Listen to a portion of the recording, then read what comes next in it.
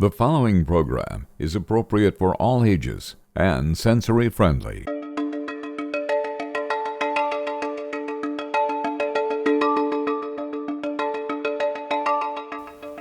The reason Mark and I decided to present this show is that we're concerned that there are tens or even hundreds of thousands of people out there who don't have easy access to information about the legal issues involved in autism. Hi, my name is Mark Rosen, and I'm also an attorney. I practice in the area of healthcare. I'm a board-certified healthcare attorney. I generally represent physicians, but my firm does anything from defending a doctor for medical malpractice, as well as doing asset protection or probate for people like that. As lawyers in a major metropolitan area, Mark and I have it pretty easy. If we have any questions about anything at all involving the law, we can pick up the phone and call a friend who specializes in that area of law. Everyone with autism or caring for someone with autism ought to have it as easy as we do. And we're just trying to bridge that gap in some small way. We don't know the answer to every question, but between the two of us, we know someone who does. Think of us as your friends with the answers or with the knowledge of how to get the answers. Email us, call us, reach us through our Facebook page. We will be there to help you if we can, and if we can't, we'll find someone who can. Welcome to Spectrum at Law on the Autism Channel. I'm Jeff Caskey, one of your hosts. My co-host, Mark Rosen, as you can tell, is not here tonight, but he's here in spirit, and we thank you for tuning in. Before we begin this very important special on the situation with Disney and their disability program with our special guest, who I'll introduce in a minute, let me just tell you that we're very excited to announce that we are now officially sponsored by Jerry Garcia Ties. That's right, folks, you heard it, Jerry Garcia Ties. Now, I chose this one for a special reason, which I'll tell you in a minute, but they're great. Love them. I've always worn Jerry Garcia Ties. If you checked out the website, you'd see that I've always worn Jerry Garcia Ties, so has Mark, and now they're a sponsor, so thank you, Jerry. I know you're here in spirit too, and we appreciate it.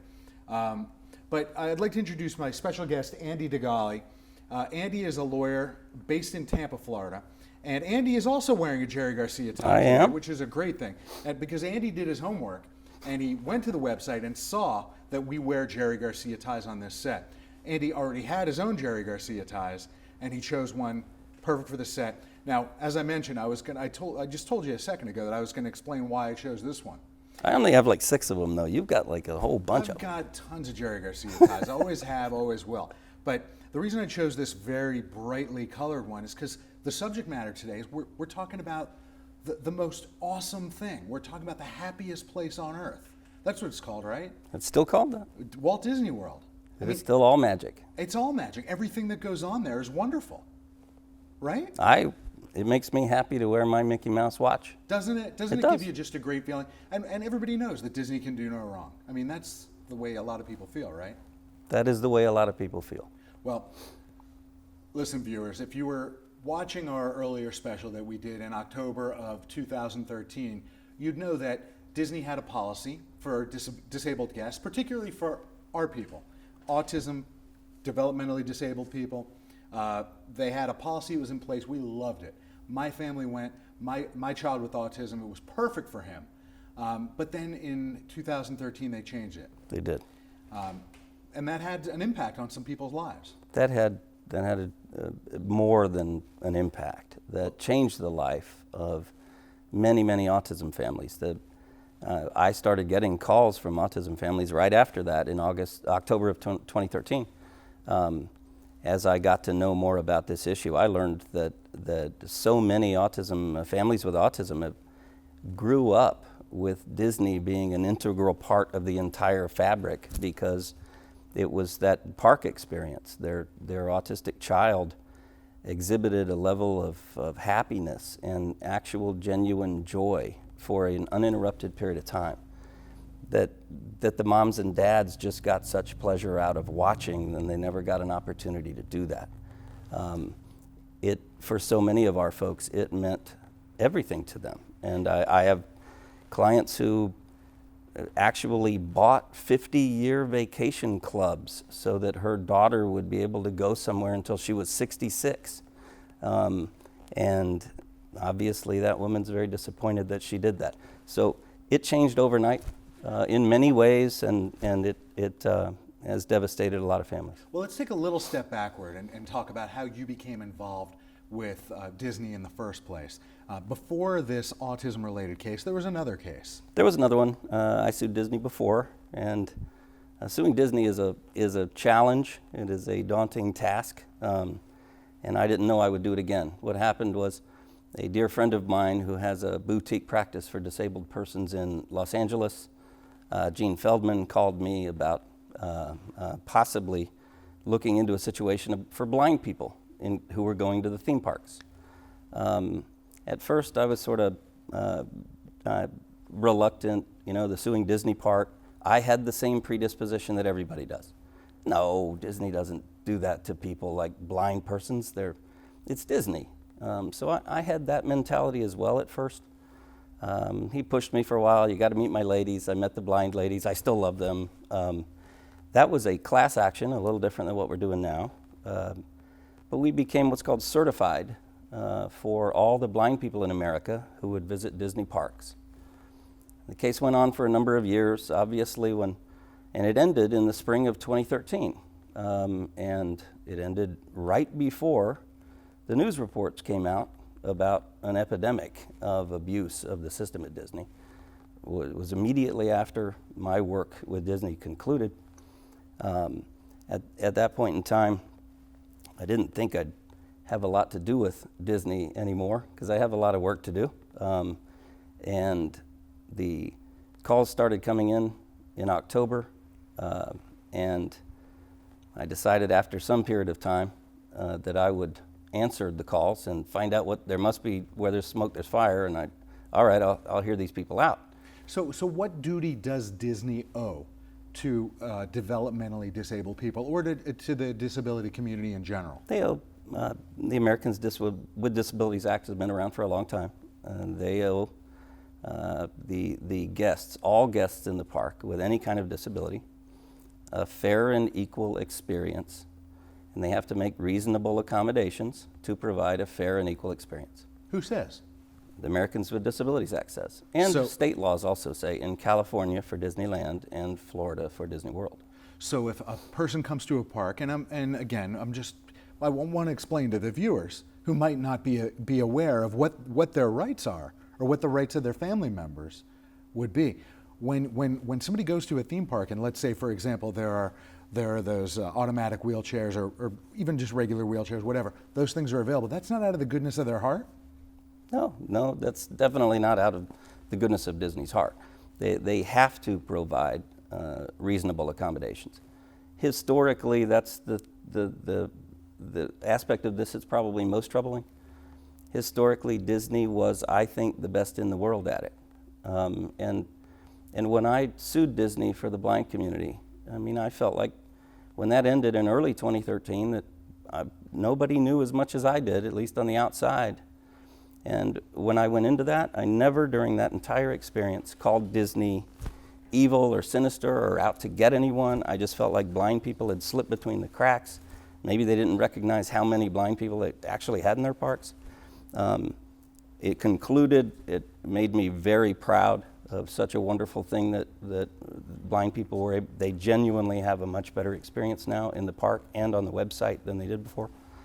So but I never viewed Disney as sort of out to get anyone. It was a lapse. You must have learned some things about their internal processes during that litigation that are helping you with the current litigation. I feel that I did. This one, the reason they don't seem to be helping is this looks like a different Disney overnight. I don't have the same view of Disney that I did then. I started this in very early 2014 with that mentality that, well, okay, I'll hear these folks out, and surely Disney will be fixing this. If blind people slip between the cracks, maybe non-high functioning autistic persons are slipping between the cracks as well. Your early interviews with folks in October of 2013, it's interesting how prescient they were. They're perfectly predicted everybody's going to hate this in the autism community, except for the highest functioning folks. It works fairly well for them. But everyone else universally hates it. It creates a horrible time. And that was predicted by everyone, including the folks you had on your reports in October of 2013. All of those reports concluded with what would have seemed obvious. Well, surely Disney will fix this. And that's what we said. We said, Disney's going to figure this out. This might be a knee-jerk reaction, and this is going to catch up with them before there's any litigation. That's where we were wrong. Here's what I'm going to do. We're going to take a quick break. We're going to come back with you, Andy. And what I'd like to do is take a step back and look a little bit more globally at what is the argument, what is the complaint that your clients have against Disney for which you've sued Disney. So that's what we're going to talk about when we get back. Okay. And I'm Jeff Caskey. You're watching Spectrum at Law on the Autism Channel. Be right back.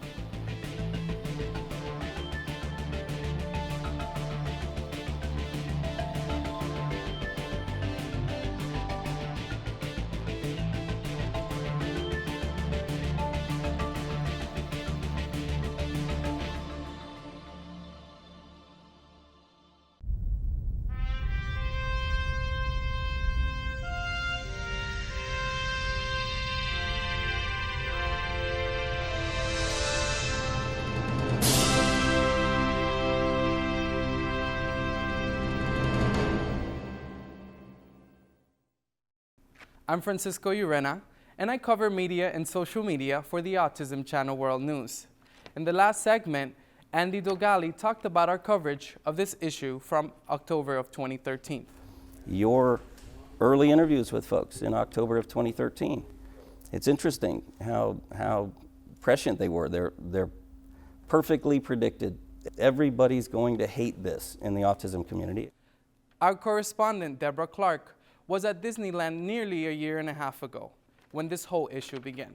Ever since the Disney Corporation drastically changed their policy at their parks for people with autism and other disabilities on Wednesday, October 9th. The Disney conventional abolished wisdom their guest in the assistance autism card. community at the time was that this issue would be quickly worked out. Disney asked the autism community for patients to not rush to judgment before seeing the new procedures in practice. And many in the community and in the major organizations urged cooperation and patience. The other thing I really urge people to do is, if you have a very difficult experience here, to write the Disney company, to write the Autism Society of LA, and to let us know your experiences, because we are trying to give that feedback to Disney. I really that Disney is trying to reach out to us. They are trying to make the system better, and they're only going to do that if we express our concerns. I think people should be respectful. People should be direct, respectful to all, because they are doing their best.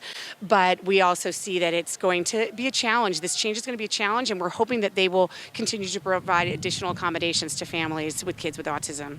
But our coverage began even before Disney implemented the new disability program, with a Spectrum at Law episode that began streaming October 3rd of 2013. That speculated on what the Disney theme parks would do. Well, I think what happened with Disney is they created a policy that was abused by certain folks within the system, predominantly adults that picked up on the fact that they could make some extra cash by hiring out their disability to families that had the wherewithal to do that. And then they did a knee-jerk reaction when they got caught with this somewhat embarrassing development.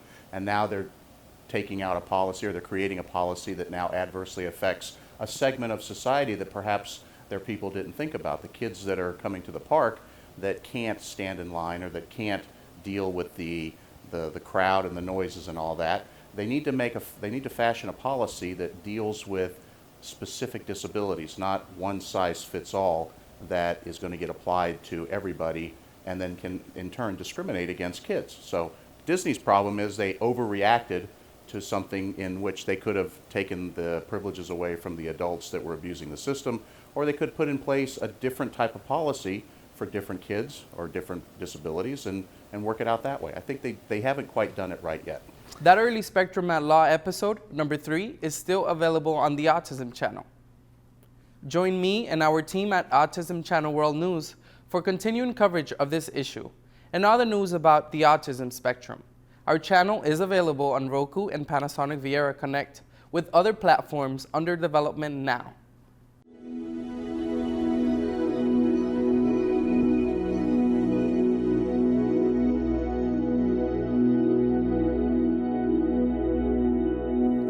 Welcome back. You're watching Spectrum at Law on the Autism Channel. I'm Jeff Caskey, here with my host, with my guest, Andy DeGalli. I'm the host, you may recall. You can take over if you want. Well, you know. All right, so we're talking about this lawsuit that you've brought against Disney World on behalf of, I think it was 44 clients with autism. Right now it is 44 families that have autism. It totals about 50 actual disabled persons. Several of the families have 2 autistic persons in the family. And they are the folks that started calling me in late 2013, and they turned into clients.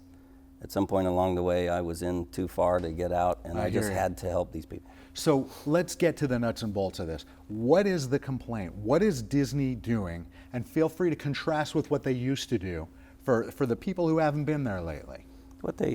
That's the easiest way to do it. What they used to do was they had a program they called the GAC, the Guest Assistance Card.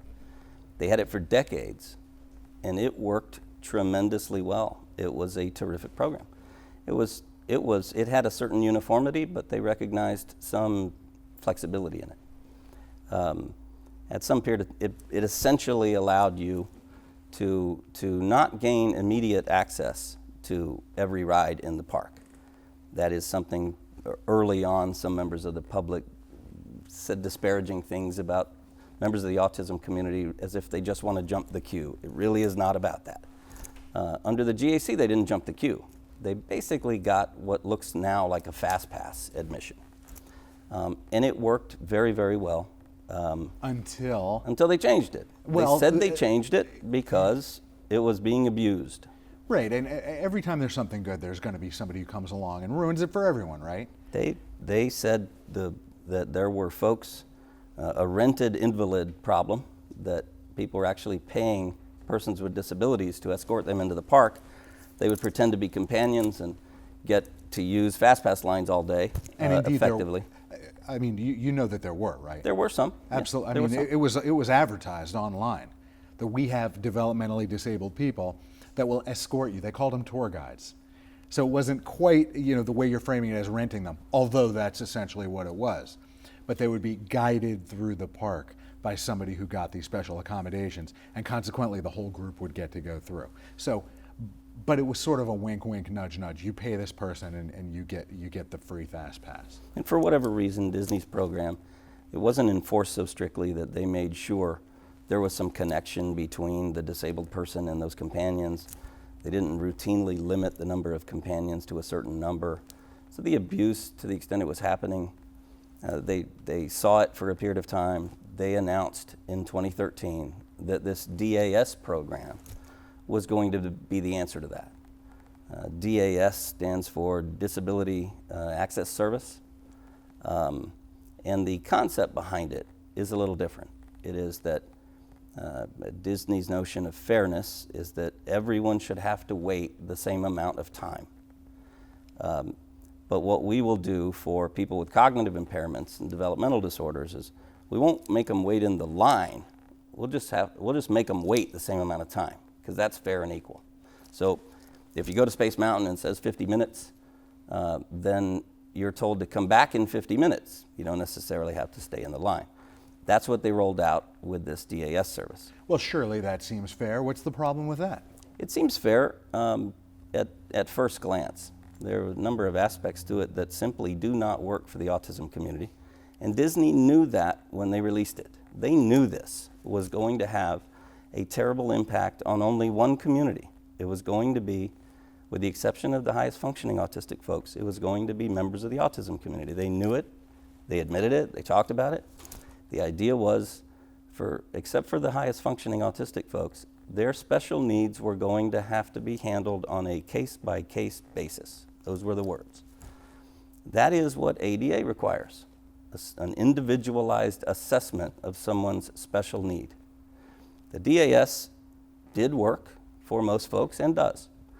Generally, when it comes to waiting, the other disabilities don't struggle in the same way that members of the autism community do. And it's not that the line is the problem, it's the inability to kill time. As your viewers know even better than I became impassioned with this, but I don't have the connection you do. I learned a lot over time. As this began over a year ago and I was in my early 50s, my first reaction was a bit of shame that I didn't know very much about autism. And so I understand why members of the public said some really cruel things at the beginning. As I learned more, I got into this. With respect to the DAS, this so-called problem of abuse is the autism community is the baby in the bathwater. What happened was the abuse, to the extent it was happening with what Disney calls the mobility challenged persons, those generally in wheelchairs, some in crutches, mostly in wheelchairs. So what did they do about it? Those folks are now completely outside the disability system. Disney's usual verbiage for that is we no longer recognize mobility challenges as a disability. So the DAS doesn't include wheelchairs. What they've done is they made the lines wheelchair accessible. So all the wheelchairs now go to the lines. And they hadn't been previously? Never. Once they did that, there was no problem to fix anymore. In that community? Correct. Nobody was renting autistic persons to go to the park. And sending the wheelchairs to the lines and excluding them from their disability system solved any abuse that existed. There was not a reason to do this anymore. With respect to a number of communities, like other disabilities, like blind persons and deaf persons, they can wait. They can kill time, they can shop, they can go get a snack. Disney's system appeared to underappreciate that a lot of autistic folks can't kill time. There's this inability to separate the present tense and the future, and the present tense sacrifice for a future reward. So when you go to the ride and you're told, come back in an hour, the autistic person sees that as simple rejection. It's just not available at the moment. A routine that has existed all of that child's life is now completely disrupted by, no, you can't ride it. Well, let me take a moment to interject here, because Michael Grieco, the Miami Beach commissioner, who came up here and was speaking about it in that special that you saw in October, that we shot in October of 2013, just as that change was taking effect, specifically said that his child is the child who would have a meltdown if he was told, come back in 45 minutes. So that exists. How did Disney miss? How did they whiff on this? And why? Why are they trying to single out this element of the community? I don't believe it's a whiff. At the beginning, I thought surely, like your guests did and your reports did, in October of 2013, that Disney will tweak this, they'll work it out. They'll do the case-by-case analysis they say they're going to do. They simply never did. And what ends up happening is, okay, the way it was designed seems to have been knowingly adverse to autistic persons because there wasn't a problem to solve anymore. So you mean to say that there's a chance that there's somebody within that organization who specifically wanted to try to exclude the autism community from the parks? I don't really want to sound that theorist, in that it might be a byproduct Disney doesn't mind of this new system, that fewer autistic persons are coming to the park. Right now, I would bet my last dollar that the number of autistic persons going to that park is a fraction of what it was in October 2013. The reason is those that hang went... on 1 second on that reason, because I want to hear what it is. What we're going to do is we're going to take a quick break. When we come back, I want you to finish that thought, so don't forget. And then I want to talk a little bit procedurally, where the case is, where it's going, and your recent success within the case. Okay. So people can get an idea of what's going on with the case. Okay? So you're watching Spectrum at Law on the Autism Channel. This is Jeff Caskey. We'll be right back.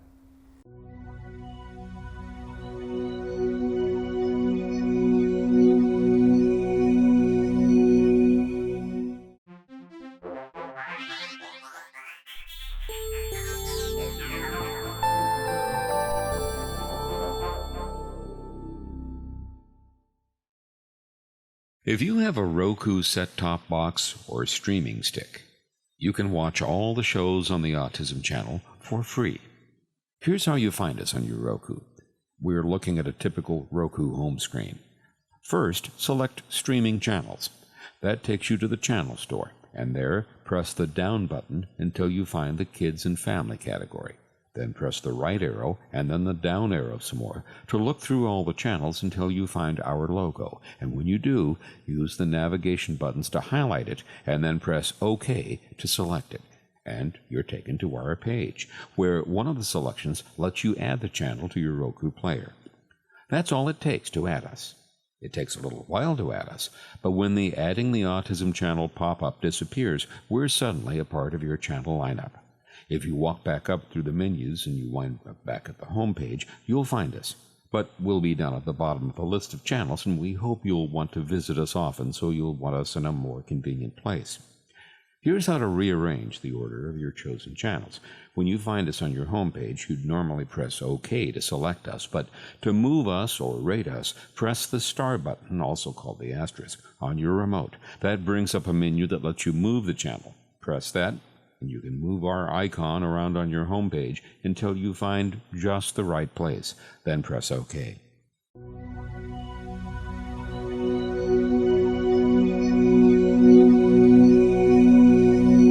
Welcome back to Spectrum at Law on the Autism Channel. This is Jeff Caskey. We're here with my guest, Andy DeGali. We're here without Mark Rosen, my co-host, but he's here in spirit, as is, of course, Jerry Garcia. So, Andy, before the break, you were telling me a little bit about the effect that this has had on attendance of autism families at the Disney parks. Continue with your thought. That's a little bit of connecting the dots on my part. I look forward to finding out all those facts as this lawsuit goes on, because I have a lot of depositions to take. The big, expensive, difficult part of the case is learning all these things. But we've spoken to so many families that those who have gone there once don't go back. Those that have gone back, it's because they're hoping to use their season pass before it expires. Then they're not renewing it. Those that have not been, except for locals, but if it's a destination vacation and somebody wants to drive here from Missouri or something, those folks have now read within the autism community what the experience is like and generally are not coming. So we're talking about the experience for our families when they get to the park. And it usually starts in guest relations, because the disabled families are told they have to check in there and get their DAS. And that's the first time they find out, if they're a new visitor since late 2013, it's the first time they find out what the DAS is, or that the system has changed. If they call in advance, they're going to find out, or Actually, if they check their website, right? Actually, they're specifically not told on the phone. If they call and they say, my daughter has a cognitive impairment, what is going to be done for her when I get there? They are specifically told, we can't tell you that right now until you get here and have a discussion with the people in guest relations. So you get to guest relations, and what happens? They wait in line, and then the DAS is explained to them. So until that moment, they don't really know what it's like. They either were there in the GAC before, and this is different, or they're being told, okay, here's how it works. Invariably, the parent who's standing there having that discussion pushes back, because they all know this will not work for my child. And so they always say, this will not work. The guest relations personnel have either some pushback. That's an aspect of all of this that's really sort of tasteless, in that a common refrain of all the people we've interviewed in this Disney experience is that the cast members used to be so forthcoming and giving and charitable, and they were part of the magic. And now they are callous, and they simply have sort of adopted this notion that everybody who wants a DAS is trying to fraudulently get their way into the park. Do you think that's by policy, or do you think that's based on the experience of these, let's call them little scams of people renting out developmentally disabled people? Do you think it's a combination of both? Why do you think they're acting that way? I don't know why the personnel at the park have changed in their sort of outlook or approach toward disabled persons. I am going to find out, but it's so consistent among all the people we've interviewed. It's a consensus that I can't believe it's merely anecdotal. It is a genuine phenomenon that the cast members don't view disabled persons like they did 2 years ago. All right, so now So that continue with happens the in guest relations. Okay. After they argue for a while about the DAS, they're somehow told, this is all we got, and go try it out. If they push back more and make even more of a ruckus in guest relations, they know the line of disabled persons is getting longer behind them. Who ironically are waiting to be told how they're going to be able to wait. Correct. And so then they sometimes, if they make enough noise, they're given like a few fast passes, free little. The Disney folks apparently have been licensed to, if they make enough noise, hand them 2 or 3 fast passes, which will get them on a ride in the first half hour of their visit. Pro tip. For your make a little bit of noise, you get a couple fast passes. Thank you for the pro tip. I wish that were still an accurate pro tip. It was the case the first few months. Now it doesn't appear they do it at all. And what used to, another one of those incredible ironies, when they used to hand out a few special fast passes, it was like a freebie. They used the same term all the time with enough consistency that I don't believe this is coincidental. They would say, understand this is a one-time only accommodation. That was the phrase always used. And that was for the fast pass. Correct. If you got an extra fast pass, it's a one-time accommodation for a lifetime disability. It makes no sense. Surely that doesn't sound like the average Disney employee would have the wherewithal to come up with that on their own, coincidentally, over and over again. When the strange horror stories that I hear tell you the things the cast members are now saying to people in the parks, including ride operators, folks out in the park, I understand why they say it's not the same experience anymore. We are so tired of you people messing it up for everyone. Really? Where is the sign on your daughter that tells me she's really disabled? No, if you don't have any fast passes, there's no way to get on. But if you'd like to walk around to the back of the Haunted Mansion, I'll sell you some. No. Yes. There are dozens of statements made by cast members that are so contrary to the experience of all my people that it can't be a coincidence. So anyway, they finish their guest relations experience. This dialogue happens. It's more argument than dialogue. Then the disabled person gets a photograph taken, which never had to happen before. The photograph is then emblazoned on the cover of the Disability Access Service card itself, which has disability right across the top. I don't really know why they need the scarlet letter on this card with the photo on it. If that's the kind of thing that maybe just slipped between the cracks, Disney could tweak it out of by just taking that word off. It's been 518 days since they brought out the DAS, and people are still having the same problem, and they haven't changed it. That would have been a very simple thing to change. Well, that's one of those reasons to think this is no accident. All right, so here's what I'd like to do.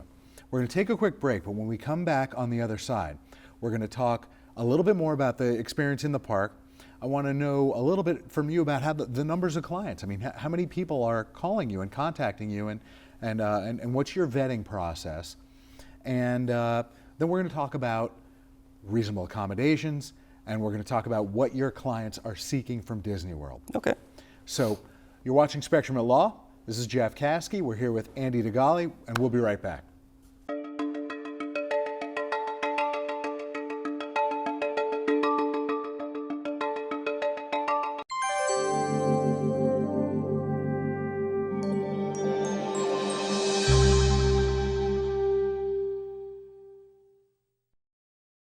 The Autism Channel is available on Panasonic Viera Connect smart TVs. Panasonic is a major worldwide brand, and most of our international audience watches on Panasonic. These devices work a little differently, depending on your connected TV's model year and region of the world it's marketed for. To stream us on a Panasonic, you need to have a device that has access to the smart Viera market. Here's the way this looks on a 2012 European LCD. To get to this screen, you usually need to select apps from the home screen or from the setup pages. On Panasonic Viera Connect, we're in the video and movie category, so select that. Then just look through the channels until you find the Autism channel. When you do, just select it, and that takes you to the screen where you can add us to your lineup. The Autism channel user interface on Panasonic is one we developed ourselves, and it's the design you'll see on all the future platforms that we will roll out over the next few months.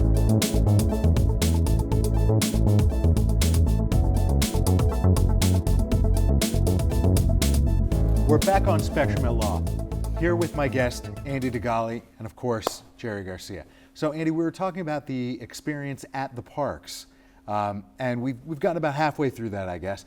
Continue with your description of what our families are going through. Yeah, I'll try to go through that quickly because I got so many different stories that all sound kind of the same version.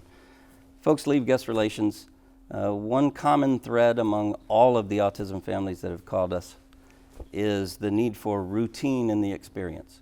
Their child usually goes clockwise or counterclockwise or visits certain rides, or there's what's called a repeat rider phenomenon, rides one ride repeatedly.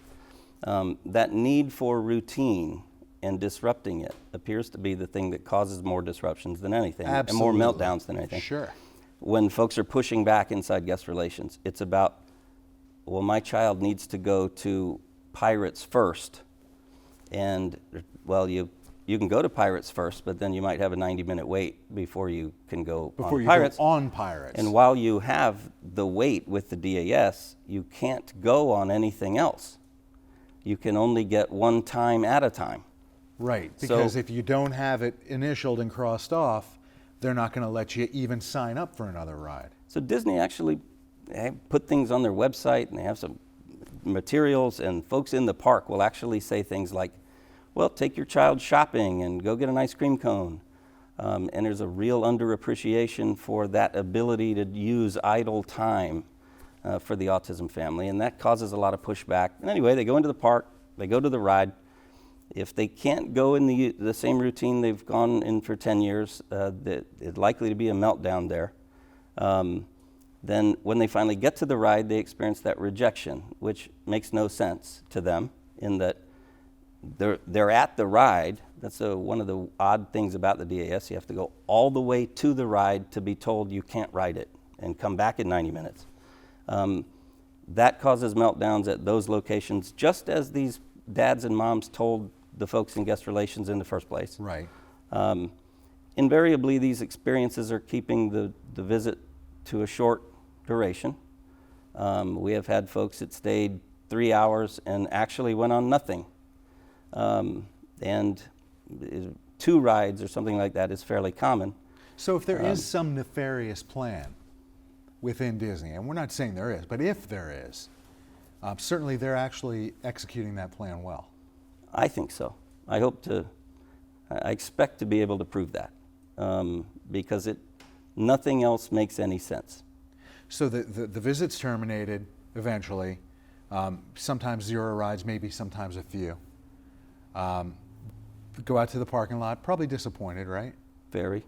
Somebody's crying, and the meltdown, as you might know, this. I've learned a lot about this. The meltdowns take a long time, and they're traumatic for every member of the family, and the recovery time can be very long, and it can actually ruin a day of a vacation or 2. And sometimes for the witnesses of the meltdown, not just the family. The whole family becomes sort of captive to that meltdown experience. Now, in the parks, a lot of the moms and dads, what they're about is not letting their child have one because it's a horrible experience and you don't want your child to have one. So they're very accustomed to their child's stimming behaviors. They can tell when the stimming escalates to a point and they know, I need to get my child out of the park right now. That's folks who often get on nothing before they realize this just doesn't make any sense. It's not going to work. They might as well go. And the number of meltdowns in the park is enormous, or at least was at the beginning. I don't think the people that suffered a meltdown in the park have come back. And I get fewer calls, I think because fewer people are having this experience now, which might be sort of an ancillary benefit that Disney doesn't hate. Well, let's talk about that. How many calls are you getting? How big is this? Is this a class action? How big is this group of people? It's I don't know what the number is. And strangely enough, Disney has a gentleman over both parks. His title is Manager of Services for Guests with Disabilities. And he says they don't have any idea how many autistic guests they have in their parks and never have. So I sure can't know either. And if Disney doesn't know, I don't know. I've gotten almost 500 calls, 490 I think, from folks who have had a horrible experience in the park. The commonality of those calls is astonishing. They tell the same story with different names. Those are the calls that began in late 2013 and simply have continued. So now you're representing presumably some percentage of the people who've called you. Yeah, a lot of those folks, they visited Disney, they're not going to go back, or some of them are tragic of having literally saved money for 14 years to go from Michigan to Disney World on the 16th birthday, and had a horrible time and left in one day of a week vacation. They simply aren't going to be able to ever afford it again. It took 14 years to save that money up. Not all those folks really want to file a lawsuit, so they don't necessarily become clients, but it's very valuable to be able to interview them. So I make sure we try to talk to a lot of these folks, and they're very forthcoming about their experience because they know it might do some good for somebody. So we've interviewed an awful lot of people. Something like 250 families have given us statements about the experiences they had in the park. And are you seeking more statements? Yeah, those are very helpful because even if there may be a few more clients, I don't know, but the more statements, the better, the more witnesses, the better, because it demonstrates there's a lot of meat on these bones of these claims. These are not whiners making stuff up about a horrible experience. At some point in time, Disney will have to listen. And if 250 telling the same story isn't enough, well, I'll go to 350, and I'll just keep going. We're going to come back in a minute and talk about the proceedings, how this is going through, what type of case this is, and the unusual, different type of procedure that it takes to get this type of case through the system. Okay. You're watching Spectrum at Law. We'll be right back.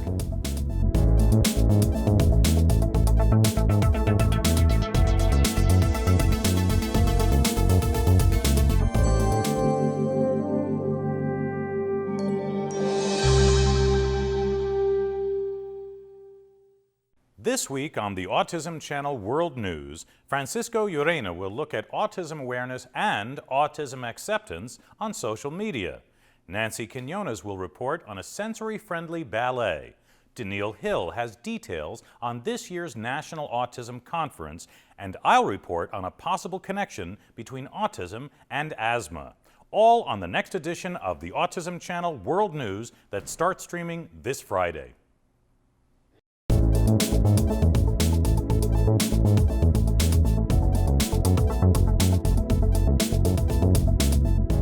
Once again, Spectrum at Law, Jeff Caskey, Andy DeGali. All right, now that we got those formalities over with, let's talk about the boring stuff just for a minute. What is this case all about? How does this type of case work? And where are you in this process right now? The case, the way this case works is a little different than some. I've prosecuted a number of class actions, which are, they get a lot of press. Generally, a class action is one person speaking for a large group as their spokesperson. This is not that. With a class action, all those plaintiffs have to be very, very uniform. This case, the makeup of these people is entirely the opposite of that. By definition, they're entitled to an individualized assessment because the autism spectrum is very wide. And I couldn't say all these people are the same, therefore this should be a class action. So I filed them all as individual cases. I tried at first to join them all into one. Judge didn't like it. She said you got to break it into 44 cases, so I broke it into 44 cases. I don't know whether that'll be done for any further cases that I try to take the same approach with. And so the case at the beginning brought a claim under the Americans with Disabilities Act, and it brought a few ancillary claims for money. That's generally not what these cases are about. They're really about the disability claim. That only seeks an injunction. The ADA does not entitle anyone to money. So what type of injunction? What are you enjoining? What are you asking them to do? These folks are entitled to a reasonable accommodation. That is a function of an individualized assessment of their special need. It is exactly what Disney said was going to be happening in guest relations, and it isn't. This is a one-size-fits-all program, and there is no effort to find out what is your child's special need. So if my child's special need is I got to go clockwise, there's no effort to accommodate that. There has to be a reasonable effort to accommodate it, and that's all ADA requires. Well, where do you draw the line? I mean, everybody's got their different needs, and certainly as you've already expressed, not only is the autism spectrum wide, but it's also deep. It's very three-dimensional. Nobody fits in the same slot as anyone else in the autism spectrum. So everyone's needs are so individual. If I've got a child that it's okay that he stands in a line, but he needs someone to, rub his shoulders while he's in the line. If I have a child with autism who needs to use medical cannabis at some point in the middle of the day, where do you draw the line as to what accommodations can be made for these kids? That's where probably the importance comes into the word reasonable. Whether it's a reasonable accommodation to grant one child the right to do something so astonishingly different within the park is what reasonable is all about. You don't have to change the fundamental way your business operates generally for the benefit of one. In this situation, in my view, it is so simple. A reasonable accommodation is what Disney did for 50 years. The GAC was a reasonable accommodation. Is returning it to it the answer? Well, it's one. Disney has a lot of smart people. There may be some that are just as good. But often what you hear in these sort of ADA cases is the facility is saying, that's not feasible. I just can't do that. Here, Disney has no feasibility defense because they did it. They did it for 50 years, and it worked. So when you ask them to do this, what are they saying? What's their response? Hear no evil, see no evil. At this point, I get mute non-responses, and maybe they're formulating how to address all this. I don't know.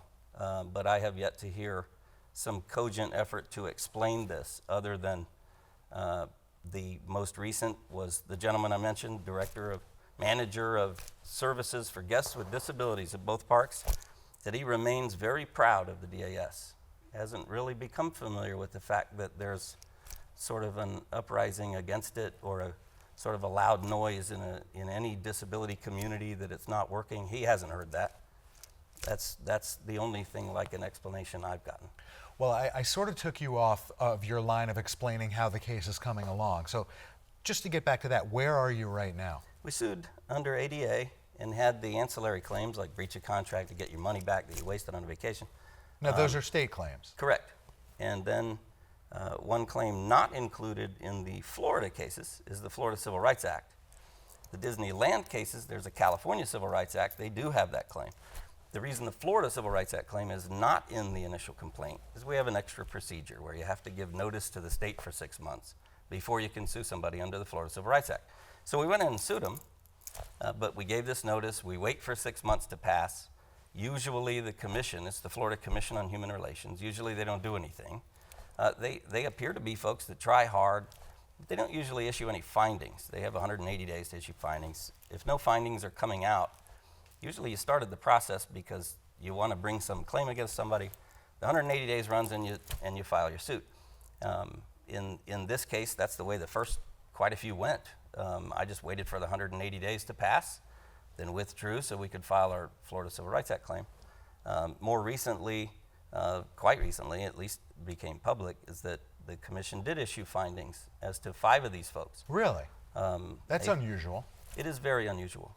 In my experience, the commission, like I say, they try hard, but they don't issue findings of cause to believe there has been a discrimination event very often. And it's remarkable to me that they would do so, and it's Disney. Certainly a political powerhouse in the state. It's a very meaningful move. They took all 5 of these folks and wrote findings that I couldn't have written that well myself.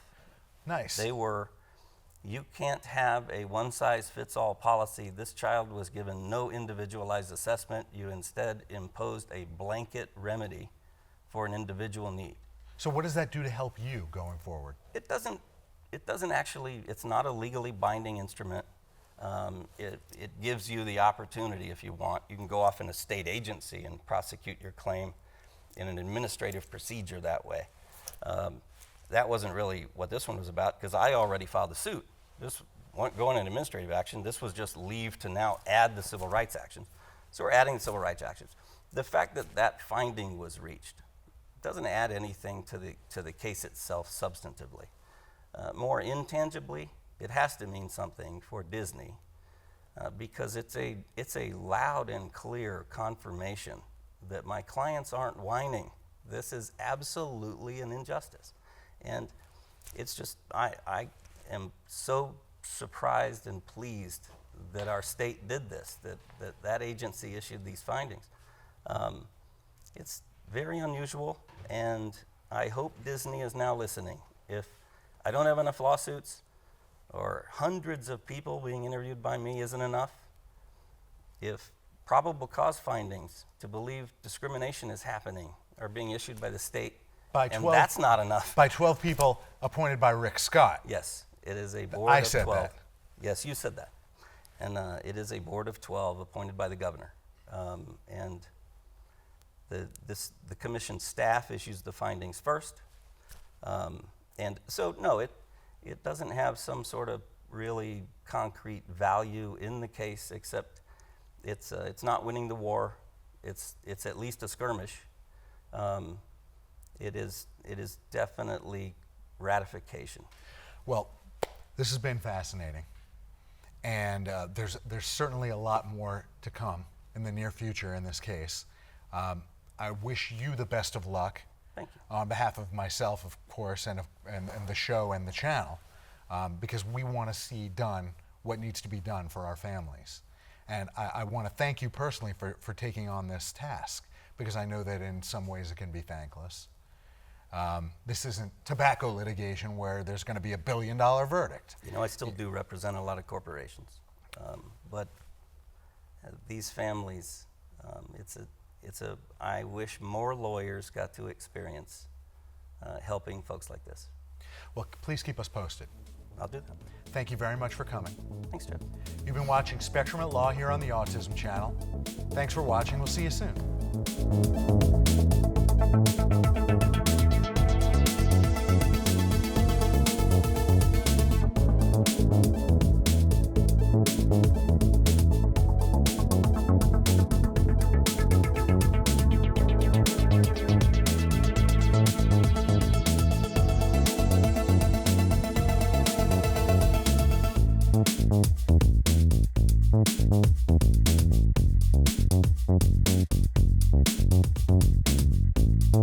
Thank you.